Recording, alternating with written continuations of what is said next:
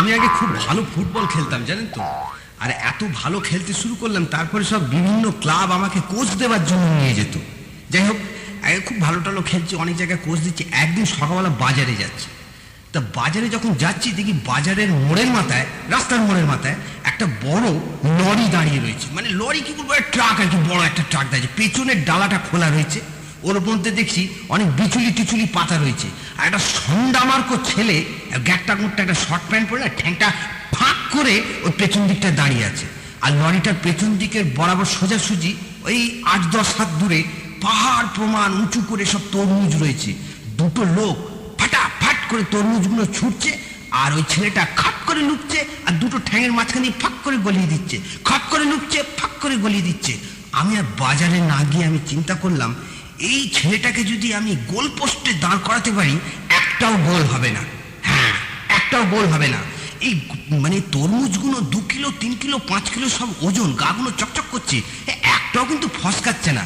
আমি অনেকক্ষণ ওখানে দাঁড়িয়ে রইলাম। যে তরমুজগুলো লোপা হয়ে গেল, ওইসব গাড়িতে লাগানো হয়ে গেল, তখন আমি ছেলেটাকে বললাম, এ ভাই এদিকে শোনো।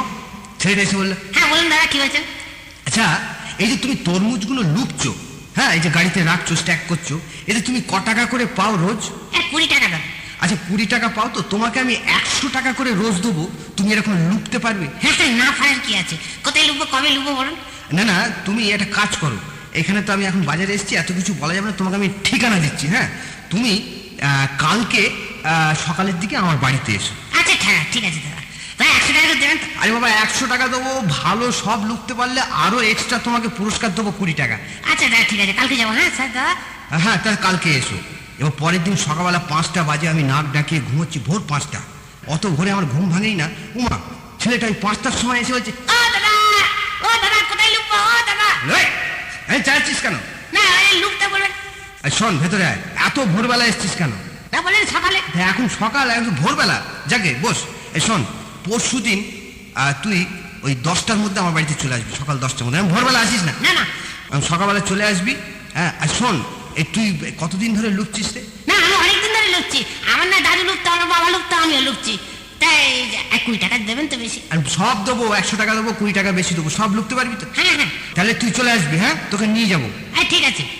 এবার তো 2 দিন বাদে ও এসছে, সকাল 10টার সময়। ওকে একটা টুর্নামেন্ট ছিল, সেখানে আমার দলের হয়ে গোলকিপার করে নিয়ে গেছি।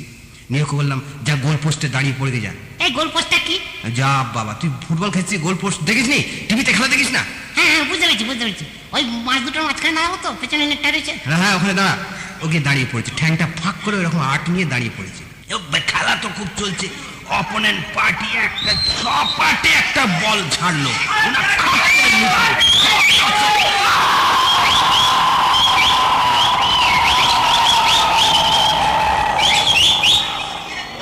দর্শক যেই শান্ত হয়ে গেল, ও 2 ঠ্যাঙের মাঝখান দিয়ে ফক করে বলটা পেছনে ঠেলে দিল। সঙ্গে সঙ্গে রেফারি বাজি দিল, গোল হয়ে গেল। আমি গিয়ে সপাটে পেছনে একটা লাথি মারলাম, ক্যাট করে। বলটা এত সুন্দর ধরলি, আবার 2 ঠ্যাঙের মাঝখান দিয়ে পেছনে গলিয়ে দিয়ে আবার গোল করে দিলি কেন? কি করবো দাদা, আমি সারা জীবনের লুপিয়া 2 ঠ্যাঙে ফাঁক দিয়ে ফাঁক করে পেছন দিকে তরমুজগুলো গলিয়ে দিই। আমার বাপ গলিয়েছে, আমার দাদু গলিয়েছে, আমি গলাচ্ছি। আমি না ভেবেছি তরমুজ, আমি এটাও গলিয়ে দিয়েছি। দাদা 20 টাকা দেবেন না? একটা লাথি মারবো, তুই এখান থেকে যা, তুই 20 টাকা দেবে।